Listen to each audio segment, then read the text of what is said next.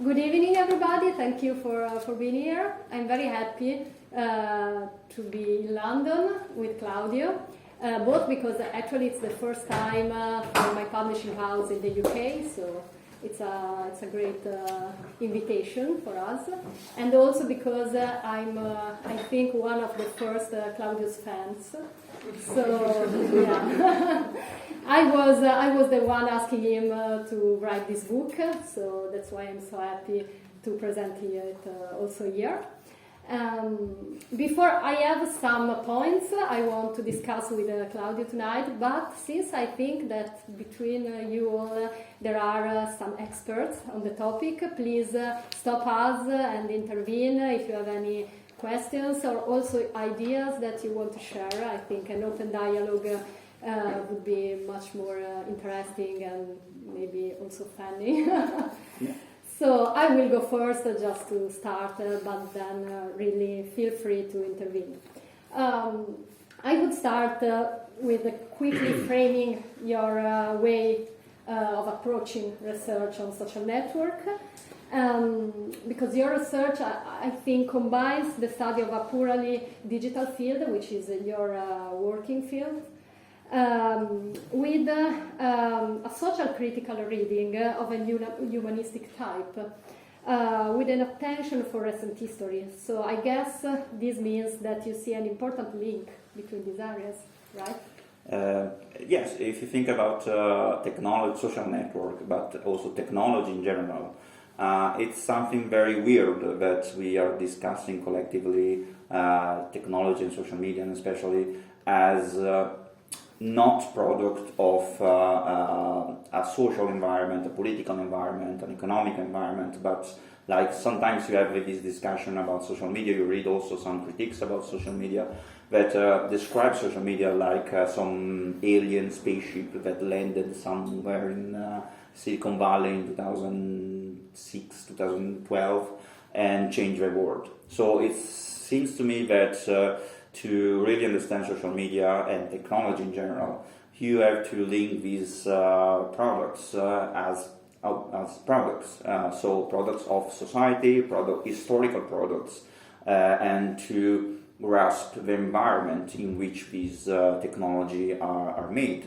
I made every chapter of the books starts with an example or some links that are not directly to social media, direct to social media, or even are in the present. I start with Chile in the 70s, the inventing of print and the birth of the Protestant reform, ISIS, which is kind of contemporary, but is still something that is not common to be associated with social media, and also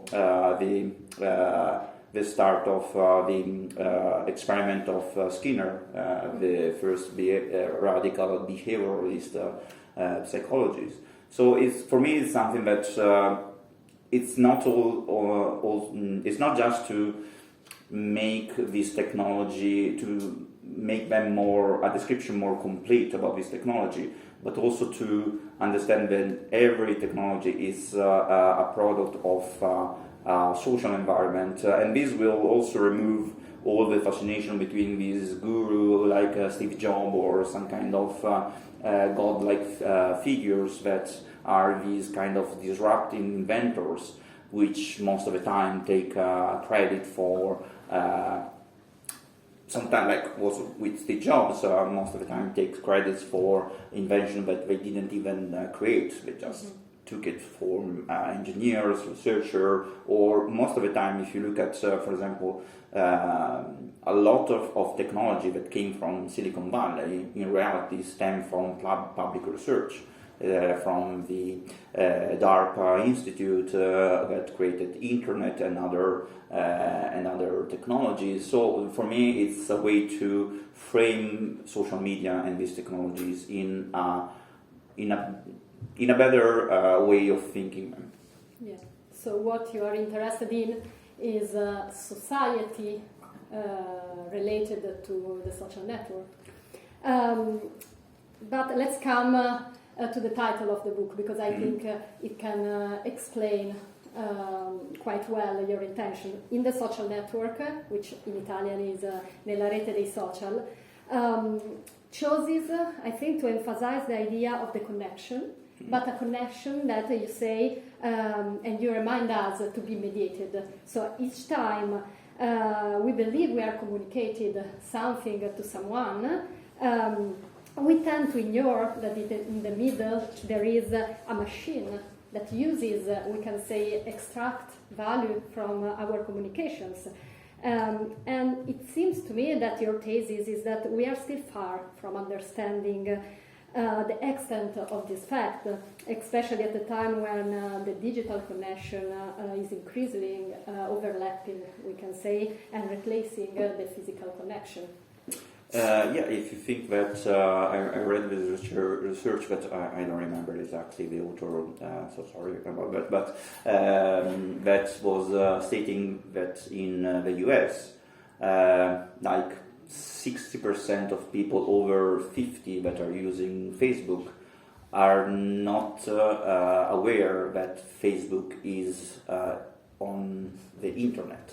So it's like Facebook and the web are, for these people, are two separate things. So they cannot understand, for example, that when they comment, they're actually, especially on public profiles, their reach is potentially billions of people. So they don't understand this thing. And this for me is something that, this is like an extreme situation. But in general, I think that a lot of time we see a lot of ignorance about the role of technology in shaping our relations in a way in which it can be described in a lot of ways. For example, the fact that you get some kind of, how can I say, like the idea that you get some kind of, like sometimes it's similar to a drug, for example, when you get a sort of dependency on this, like you get some dopamine burst on your in your brain when you have some likes and you get some engagement. So you're not aware that in general people are not aware that these dopamine bursts are a way to promote the engagement of users on the platform, to retain them on the platform, and to ease the profiling of the users. So for me, yes, there is this kind of lack of knowledge about the role of the technology, but also the fact that the relationships that we that are in our collective sphere of relations are shaped by technology, but are preceding the technology. So to explain better, so if you think about during the pandemic, there was like a huge increase in number of accounts and users, especially TikTok, for example, was one of the biggest one, because there was this desire of connectivity. But due to lockdown, due to quarantines, most of this desire for relationship was for having a relationship or having contacts was only satisfied by using digital technology and social media.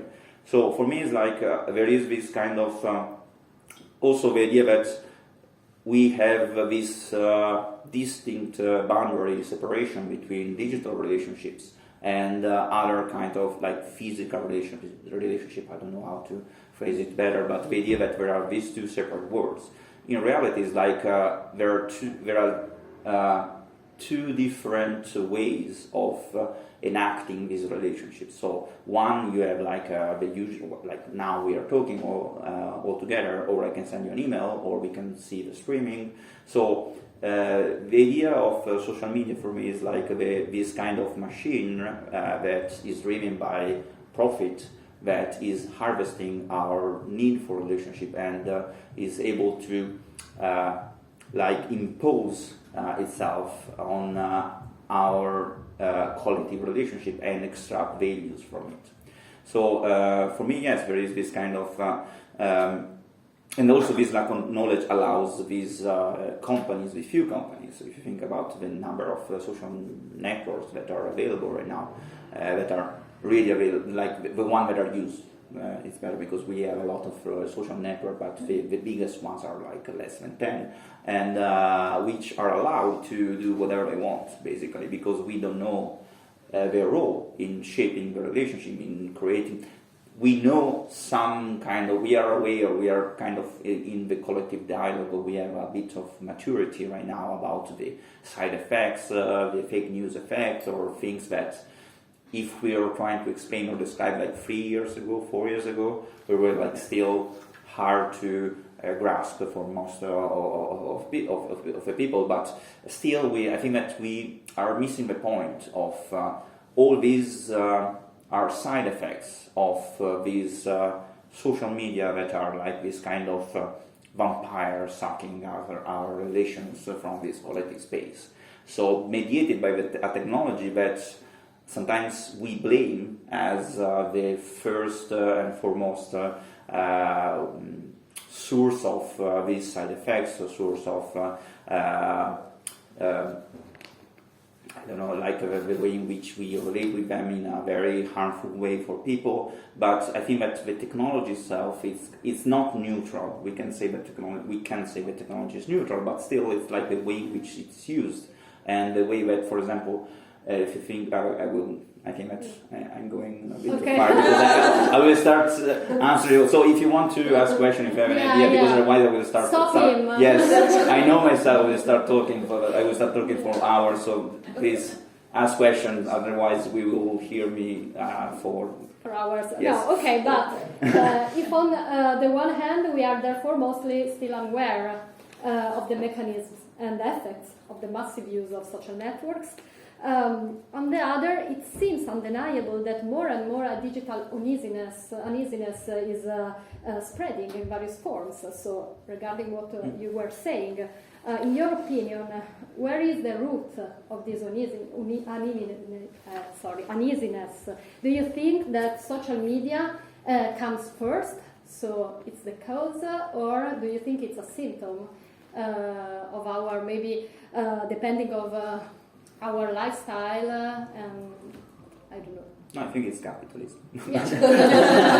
But in general, the idea is that I think that social media enhanced this kind of contradictions that we are living right now. For example, think about social media. They give you this kind of imperatives. Like the first one is be connected.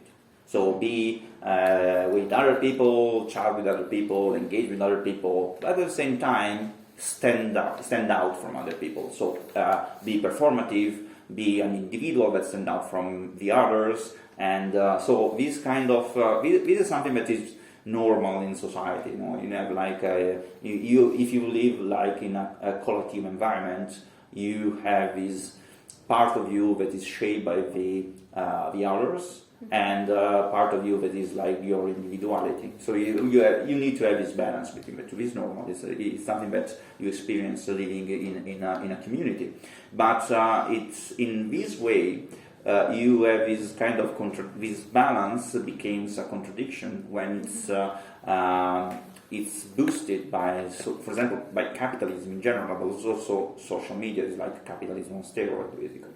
So you get this kind of idea that you have to be connected, always connected, but also to perform. And this kind of separation between the community and yourself, it's shaped in many ways. One of which, the first that came to my mind is, like, for example, the metrics of engagement, the likes that you receive, the number of followers, the idea that if you think about even Twitter and YouTube started removing negative feedback or putting like hair-shaped things without numbers to try to remove this thing because it creates like a very harsh psychological drawback for people in this continuous drive to compete but at the same time compete in a collective environment and struggle with others, but at the same time to be part of this collective environment, and at the same time stand out, but at the same time still in the collective, but you still have to make a lot of followers, but you need to create things. If you think about, I saw a documentary about the life of an influencer in Milan, back in Italy, and I felt very bad for them. Like they spend most of their days posting things, thinking about what to post. It was like even worse than a 9-to-5 job, or even like a factory worker. Like it was like for a very I don't know how to say it, like the outcome for all these efforts was like nothing or less than nothing, but they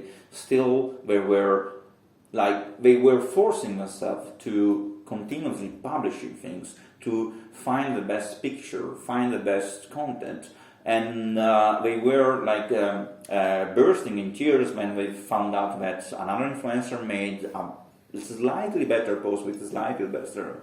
Again, these are like extreme behaviors, but I think that there are symbols of this kind of widespread uneasiness, as you said, about how our engagement with the collective it's shaped by social media in this very bad way. Because okay. Could I have a question? Yes, thank you. So. One thing which frequently feels slightly underplayed in conversations around technology among social media is the fact of how much it is a reflection of us as society. So I think you've mentioned that that of course that link, it's not something that landed out of nowhere. It is a reflection of what we collectively as society are and certain values. Where do you see a change introduced by social media? Is it just a matter of scale, that this is a society, as you said, on steroids, and capitalism on steroids, or is there something about how social media changed our interaction, which is not only a matter of scale, but is actually a matter of completely different phenomenon? A scale is fundamental. So scale is the way in which social media is able to have this impact, for sure. So scale is part of the landscape of social media.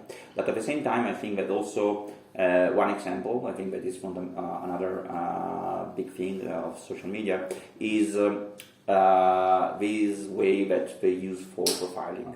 So it's not passive profiling. So it's not like they try to describe you, but they also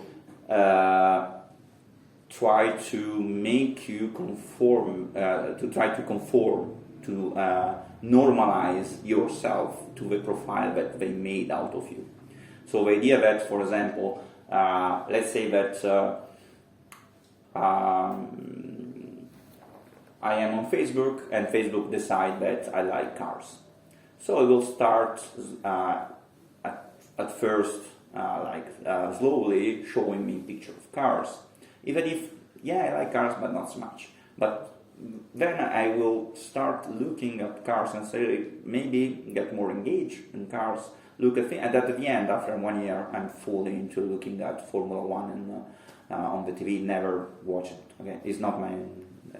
Never happened to me, but the idea is that it's like also the way in which, this is just one example, it's like the way in which your preferences, your desire are shaped in favor of how easy it is for social media to create a profile.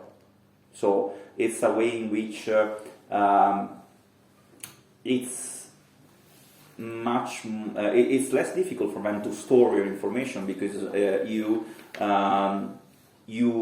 when they decide is like, I start sounding like a QAnon thing, but but when the social media profiles you in a certain way, you start seeing some content that will affirm this profiling that they made. So it's like they change your behavior in order to certify this profiling, for example. This is one other of the other one. Another one could be the idea that you can get more relations. That in theory it could be a positive thing, because think about a teenager that is in the middle of nowhere in, I don't know, in some kind of small country in Europe that had never got access to any other information apart from the one in his small town, for example, and get some other way of thinking, way of dressing, way of music taste and so on, which should be nice, but at the same time, the idea that still for making the profiles easier for social media, it will receive content from peoples that are mostly similar to him. So the idea of I will use the term homophily of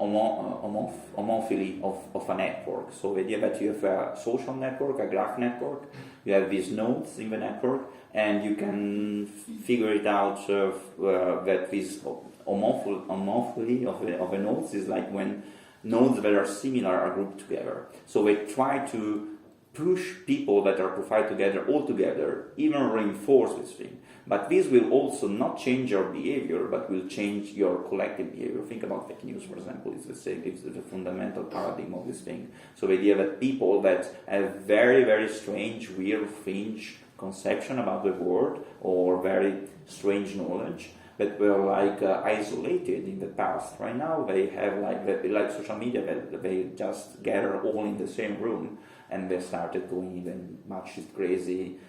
More and more they start interacting. So for me, these are the main two. It's like most of them is profiling, a recommendation system that I can say went rogue, because it's like they used them for this. But I think that they didn't. Still, they didn't. It's like people that design these systems, they didn't think about the drawback of these systems.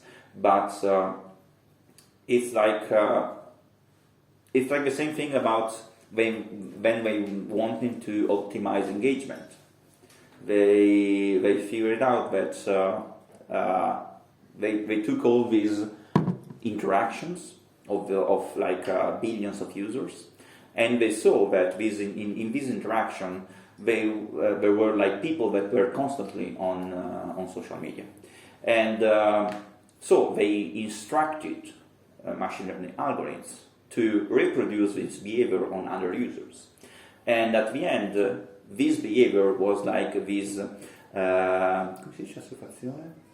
addiction, yes, sorry, it was like an addiction process. So it's like so basically they recreated addiction unknowingly from the researchers and engineers that created this. So they just these machine learning algorithms learn how to replicate addictions to users. So also addiction is part of changing the behavior of users. So it's like a way also to shape relations in order to fulfill profiling, addictions, and engagement with your similar other people. So, yeah. Do you think that was, or did you find anything else other than creating an addiction to the users as an end goal or an agenda from the side of these social media networks, or would there be anything other like political gains or?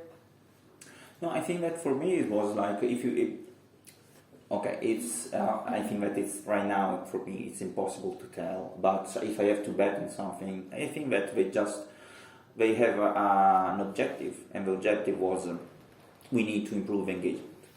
So how to improve engagement? We look at people that are always online, and we train a machine to replicate the I'm oversimplifying, but the idea is that we train a machine to replicate the content and to gain the same behavior of the user, and then we replicate to all of the other users. So, and at the end they come out, oh, this is addiction.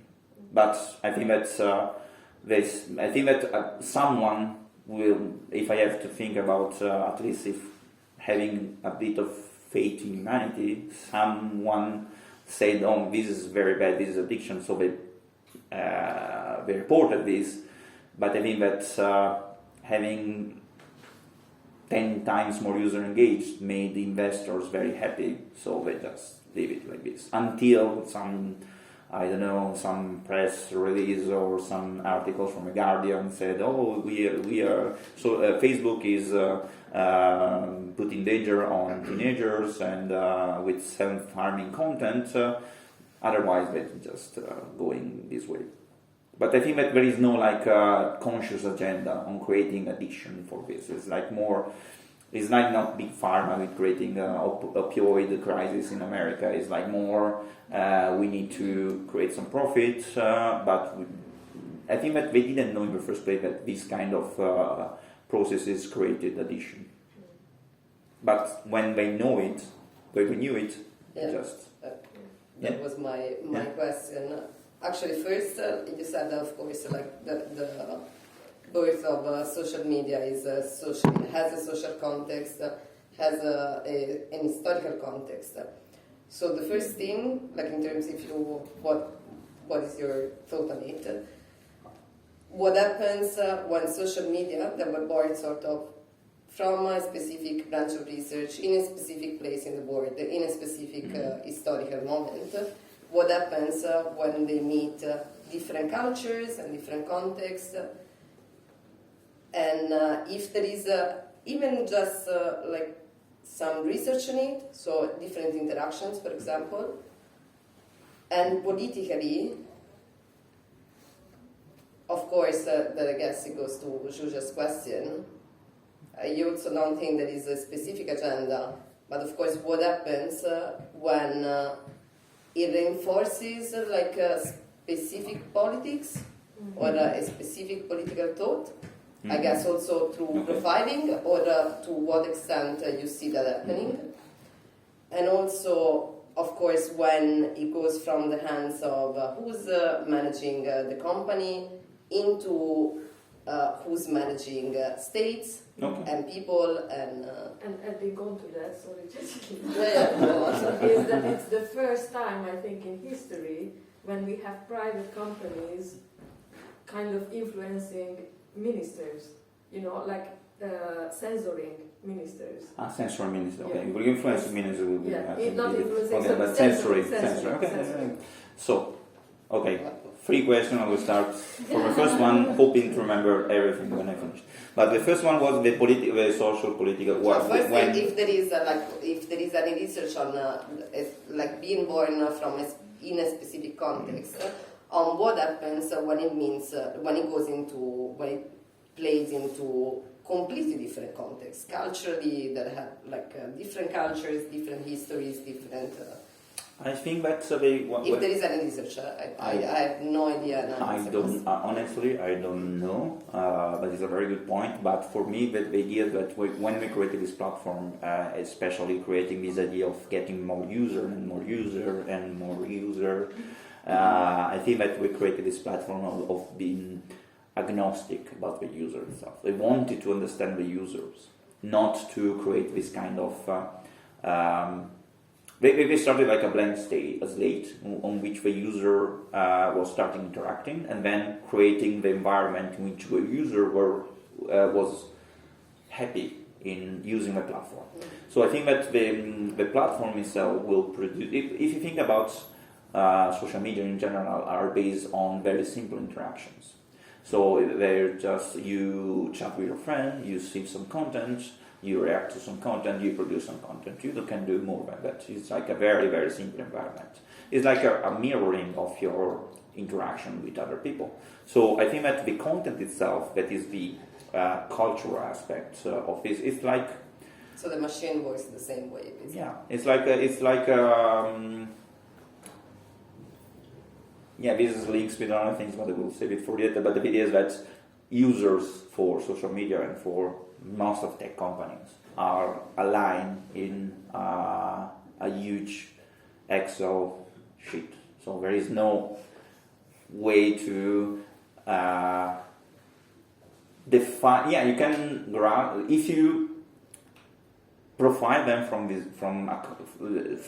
being from a specific country, from a specific culture, is just because it's a part of profiling, but nothing more. Is it part of profiling? Yeah, it is, but if you think about, that's actually technically it is part of profiling. But if you think about the profiling, it's so deep and detailed that creates a huge amount of categories that you can also have multiple. You can fall in multiple categories. But for example, just to give you an idea of the level of details of categories, there is one category, and I'm not joking. I saw this from a data broker that was selling this profile. One was women in Kansas with like Cabernet and kids women in Kansas. It was like women with kids that were stressed by kids and they love Cabernet glass at the end of the day. So this is like, and it's like, for if you think about this, it's like 20,000 people. So and it's like something that you can, if you are a wine seller, it's perfect for you. If you are a wine seller in Kansas, you want these 20,000 ladies that they want to sell wine and discount on Cabernets, and also put these ads on in kindergartens. So it will, you know that. So it's like agnostic, because it's like they don't care about these kind of things. They care only when Donald Trump appear on Twitter or Elon Musk, right? But they care only based on certain pressures that they receive from other political figures. Like, for example, it's not casual, that it's not random that Twitter banned Trump only after the assault on Capitol Hill, because they receive pressure from the Biden administration. And the same thing that will happen with, like, for example, in Turkey, that they decided to ban the Kurds, or Myanmar just don't give a shit about Myanmar, because who cares about Myanmar? So, and it's ironic, but it's the idea that they don't actually care about. They are post-ideologic, basically. They just want profit and more users. The only thing is like a religious cult in which the main predicament is getting more users, no matter what. If there are some obstacles, like Trump tweeting kill everyone, they just shut it down because it's bad for business. But the only thing is more user, what is good for business. Nothing more than that. The political agenda, the situation that I refer to when I say that is like a social product of Silicon Valley, is like more Silicon Valley in general, like the tech landscape, is that in the startups, especially the social media startups, started getting a lot of investment after the subprime crisis in the US. Because the real estate market was really bad, was down. The Wall Street was a very, very risky environment and with no profit at the moment. So when the investor, people with a lot of cash to invest, they found this new market that was data at the moment. So if there was like these nerds with this deck presenting this PowerPoint presentation showing that with data we can make money, and they show them how to make money, so they started putting money on that. So this is why for me it's like a social product of the time. But yes, to answer to you about the cultural thing, but don't give a shit about cultures, politics, and so in general. We just want to make profit.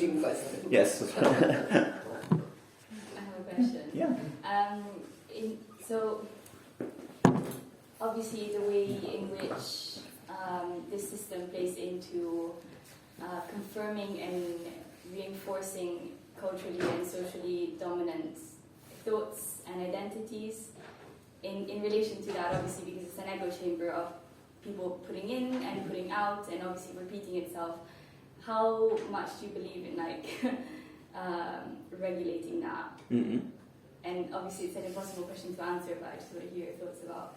Yeah, it's a very good question because at the time we see a lot of new regulation coming out or being promising to come out in the near future. For example, the third-party cookies, for example. That is a way that you can use cookies that are harvested from other sources. It's a technical thing, but the idea that Facebook will be really in a very bad situation if they ban third-party cookies, because every time that you go to a website in which you have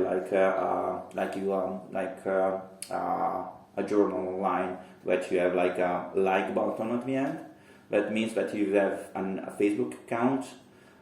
Facebook that knows that you were on this page, even if you're not on Facebook. So it's like a third-party cookies.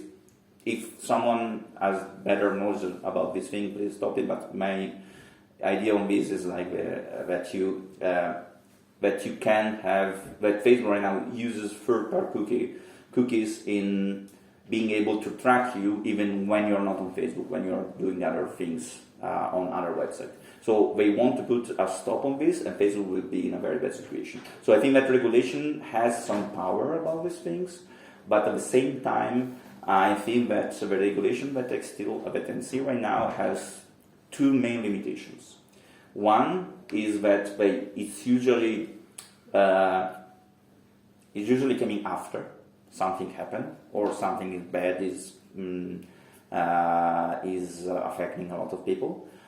But the main limitation is that it's always tailored and created on this idea of the individual user that is using the platform, and for like privacy or things like that. And for me, this is a limitation that is more a philosophical and conceptual limitation, but it's something that it's a huge limitation because it's shaping the user of social media in isolation.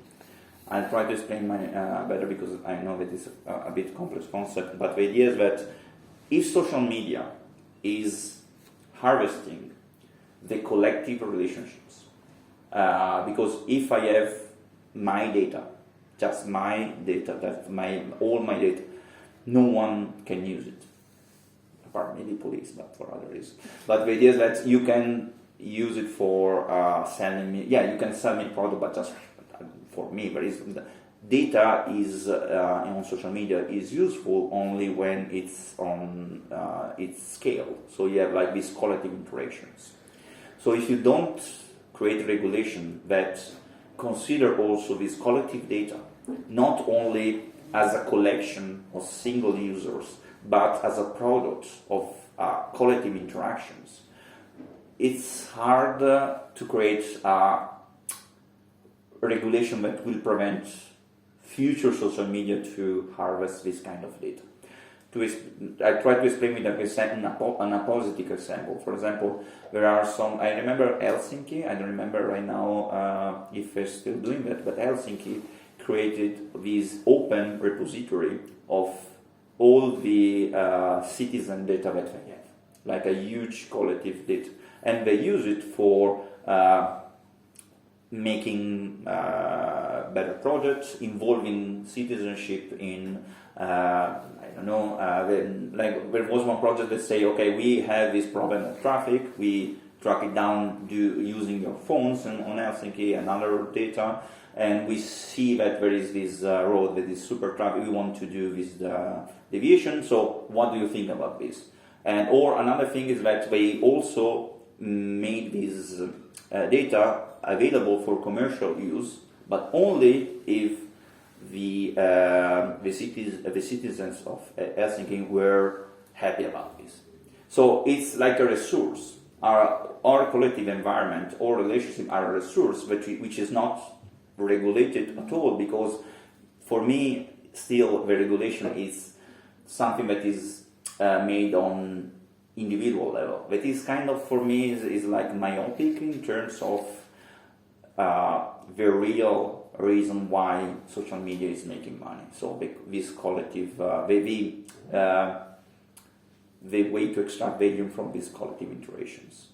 There is another, I think that there is this new regulation in China right now that is super strict, that is like if you want to use data and you are a commercial company, you have to ask permission for all the people that are involved in this data. So let's say that I have 1,000 data that is super anonymized. As a company, I have to call or contact every single users and then ask for permission. It is basically impossible. It's impossible and insane. It's like a way to crack down companies that are not doing well in the eyes of the Chinese government. But it's a way. If you do, and it's like kind of strange that China right now, it will be, if you're going to apply this thing, it will be the most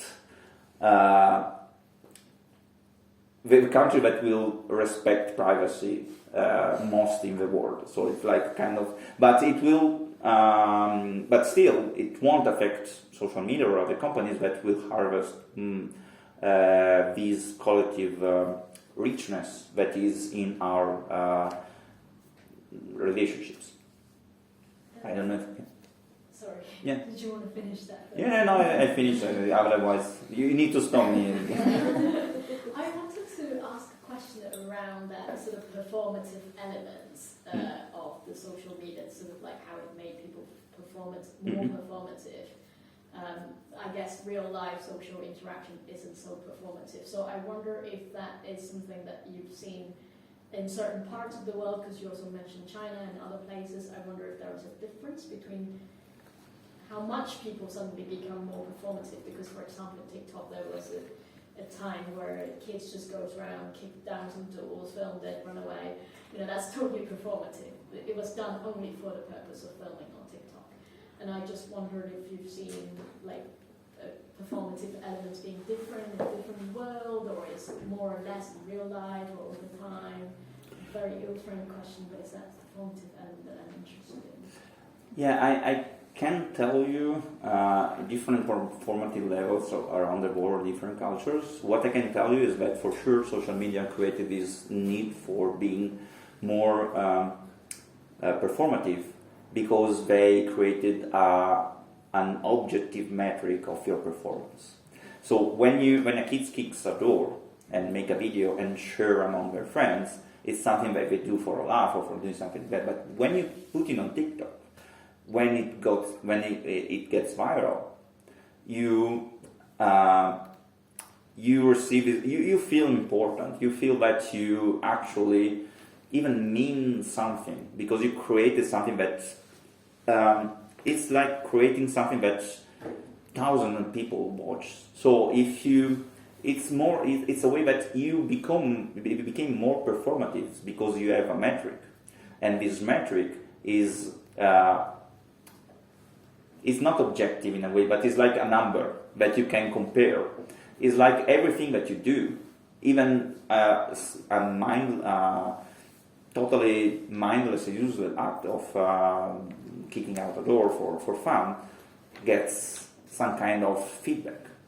And the constant feedback that you get, it's like a way to shape your action to be more performative. And TikTok is a really good example, because there are the dance contests, that you try to perform as well as the influencers or something like that. So you try to replicate these behaviors, because you know that if you do that, you can get some likes. And the drawback is that you don't get these likes, you feel really, really bad. You feel really depressed, and you try to thinking about why I didn't get all these things. So you try to change yourself to make your profile more acceptable, or more to get more likes or more engagement. I'm not talking about influencer only. I'm talking about everyone that posts something that looks at the likes. For example, one thing that I wrote in the book and I found is that Instagram had this thing about that when you post something, you don't get the likes as people likes your content, but they collect the likes, they keep it for a while, and then they give you all in a burst. This is something that they say that is kind of a technical reason, because it's hard to for the technical infrastructure to keep like this online signal of likes directly into your profile, but at the same time this kind of burst of like created this dopamine burst in your brain, because you have this kind of wait and expectance that why they're not no one is liking, and then you get this big burst and your dopamine level gets skyrocket, and then you get down. It's the same mechanism of like a slot machine.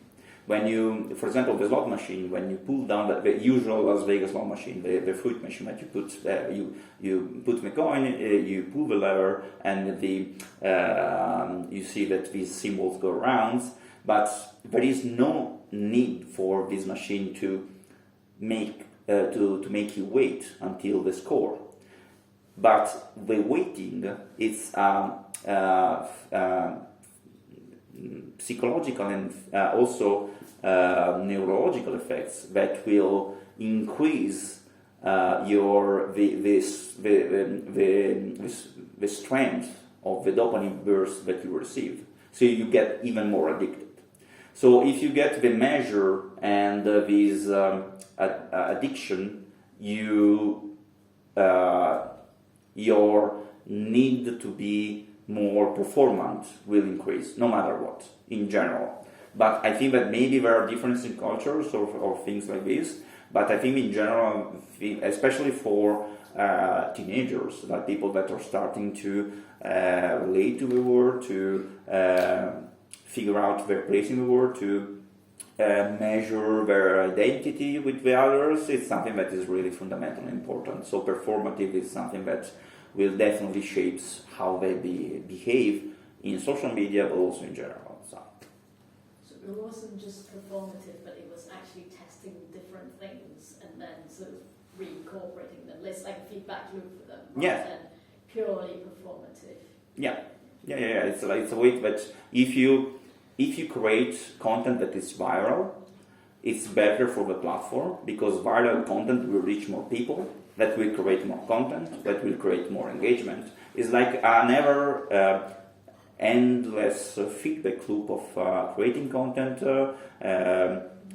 getting reaction, increasing the scale even more and more and more, reaching more users, more content, and so on. Just a small question. Yes. I think it's quite a straightforward one, but how much do you think information currency has replaced like material currency, and how obviously like material currency used to shape cultural currency, but do you think it has like flipped in some ways?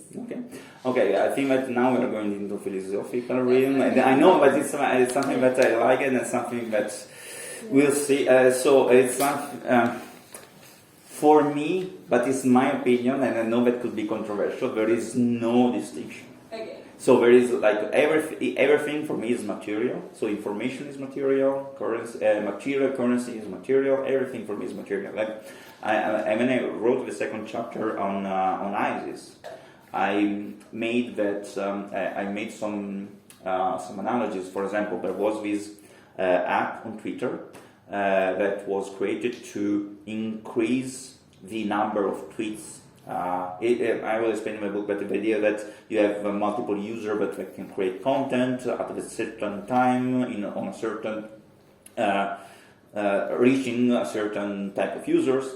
And when they attacked Mosul in the first, when we were still in Iraq, they attacked Mosul, and we were like, I don't remember the balance of forces, but the Iraq army was like 10-1 against ISIS.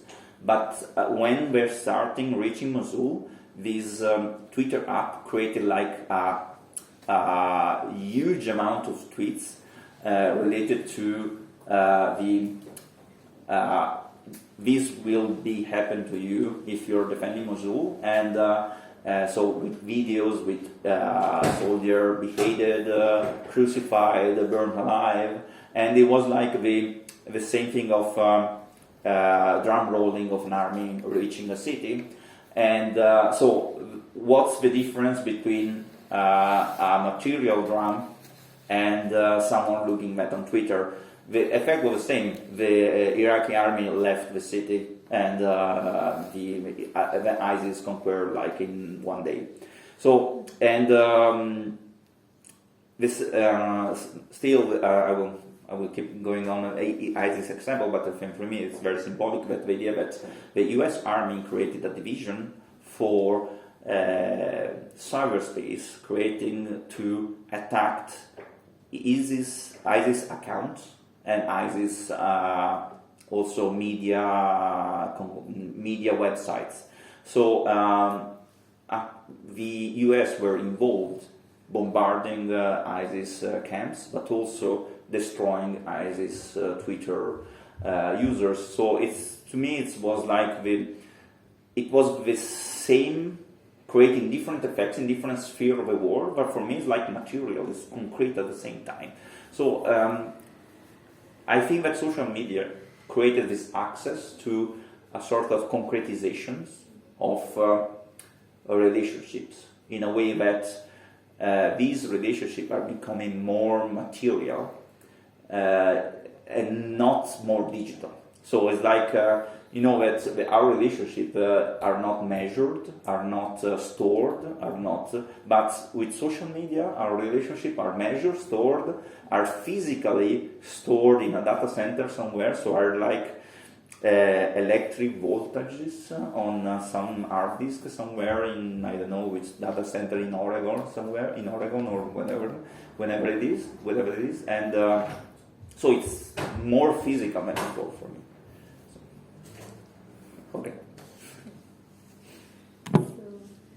Okay. So I would in some way close the cycle and I would come back to where we started. So you choose to open the book with talking about this example of cyber scene in Allende, Chile. So I was wondering if there is some kind of vision behind this choice. Maybe it is connected with what you say at the end of the book. You say that we should not see the pure evil in these technologies, in the social networks. So, yeah, it's kind of strange after what we say right now. It's not so evil, but yeah, it won't. It's not. But my idea is that opening the book with this example of cyber scene, that was this experiment, was a project created in Chile in 1969, 1973. Was in Chile in that years Allende, that was a leader of the socialist elected government, wanting to nationalize most of the industrial sector, but he wanted to create this kind of way to organize these newly nationalized industries. So he called this English engineer, it was called Dr. Stafford Beer, and was a really good name. And Dr. Bill basically created this cyber scene where it was like a cybernetic researcher that basically to oversimplify this, the idea of cybernetic is that you have an organism is like a system with a state, an input, an output, and the tendency to keep its states stable. Nothing more than that. If you think about this, you can get analogies with the human body, a machine, a society. You have like a system that has an internal state, an input, an output, and trying to keep it stable.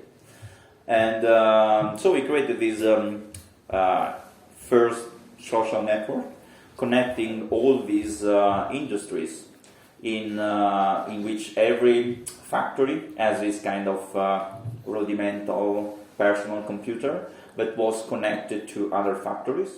Then there was this the head of this department, like for example the mining department, has this central control, and all the department were referring to this central brain that was this futuristic room in Santiago del Chile, in which they have this kind of this room was created with like these 7 chairs for the 7 managers, with buttons on the arms of the chairs. There was like projectors. It was super. It was like a bit of similar to Star Trek at the time. There was no paper involved because Beer wanted no paper at all. Everything was digital, and he created this system. And this system was at the beginning was seen as a new way to bureaucratize thing again. The socialist state that create this kind of new bureaucracy again. But when the CIA funded a strike of truckers against the government, the use of this network that was used in a decentralized manner, in an autonomous manner by the workers, allowed the workers to communicate and overcome the blockage of the truckers. So everyone was super happy about this thing. Like they saw that it worked. So Beer was also concerned to expand this idea of connecting people over than just factories. So his idea was to create this, to give every family in Chile this new television set with a knob on the TV set, able to express the feedback, positive or negative, about what they were seeing on the TV. So, like for example, the usual news. There was a news that people were, started to like. They just turned it not right, or that they a very old I like and don't like button on Facebook. Unfortunately, this experiment was stopped by Pinochet coup d'état. But the idea was that he wanted to involve society in this construction of the social media, to gather information, to make people happier. It seems naive. It seems that maybe if Pinochet didn't do the coup, maybe this thing could have gone really, really bad. In fact, after that, he received 2 offers. One from Brazil that was under a dictatorship at the time, and the other was from the South Africa government. They wanted to digitalize apartheid. So, but just the idea of what he created, the idea that he was also created something that was giving workers voice much more than with the other structure of socialism in other parts of the world.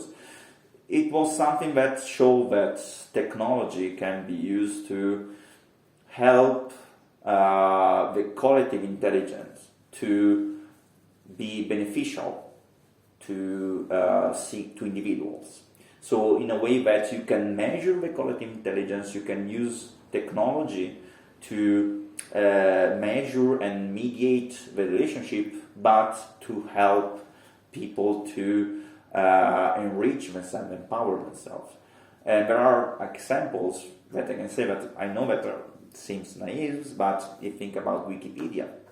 Wikipedia is a volunteer project. I know it has a lot of limitations. You have to know English for most of it. You have to be aware of pages that are not so objective, but the amount of knowledge that you can get just looking at the smartphone that we have in our pocket is something that it was unthinkable even 30 years ago, 20 years ago. So for me, it's something that we don't have to blame technology. We have to blame the way in which technology is used. If you take technology and you put it to create only to make profit and don't care about anything else, of course it will create a lot of it will create fake news, it will create teenagers that receive self-harm videos, it will create all the side effects that we are witnessing. But there is a lot of power in these technologies, like the way in which we can empower themselves. I usually, at the end, when we make this question, I usually make this, it's not too late, I will do it again. It's like you know that AlphaGo created these Alpha Chess and Alpha Zero, that is this artificial intelligence model that learned about how to play chess, for example. And there is also Stockfish, that's another artificial intelligence model, but they are different in a way that Stockfish basically learn from all the games that were played by humans, and Alpha Chess, Alpha Zero, basically learned by playing against itself. So they are two different things. One, Stockfish learn how to play chess like a human, but the best human that you can even encounter. So if you can play against a Stockfish, you have the opportunity to play against a grandmaster of chess. Something that's like even 20, 30 years ago, even less, wasn't basically in the range of possibilities of every player in the world. And now it is. If you have a PC, you can download Stockfish and play Stockfish, and you are actually training yourself against a grandmaster. If you play against Alpha Zero, Alpha Chess, you will play with a player that is even stranger, because he playing against itself, so no human was involved. He learned moves that no humans were able to think or design in the past. So you are playing with a grandmaster that it never existed. So you have like two algorithms right now that are the creation of a collective process in a way that you create all the chess games that human played, and the other you have like this collective effort researcher of science creating these two technologies that allows right now every people that wants to play chess to compete at the highest level possible. And this created like a new generation of chess player that right now I think that it's the best generation of chess players in humanity, in the human history. So for me, these kind of technologies that are able to synthesize and give us access to the richness of our collective intelligence is something that we cannot just throw away because Mark Zuckerberg and Elon Musk or other assholes want to make profit about this. So for me, this is why I created this example of that there is an alternative that was in the past. It's hard to pursue it, but at least knowing that there is a world in which we can have this possibility, I think that is something that we need to strive for. Yeah, I think to discuss about this topic is important. As a publisher, I can say that's why I really wanted you to write this book. Now, unfortunately, it is in Italian, guys, I'm sorry. But if you have friends in the publishing fields, maybe we can arrange a translation. Yeah. So, yeah, I'm sorry, nobody, because there are a lot of Italians here, so if you want, the book is there. But we will find a way to translate it also into English, I hope.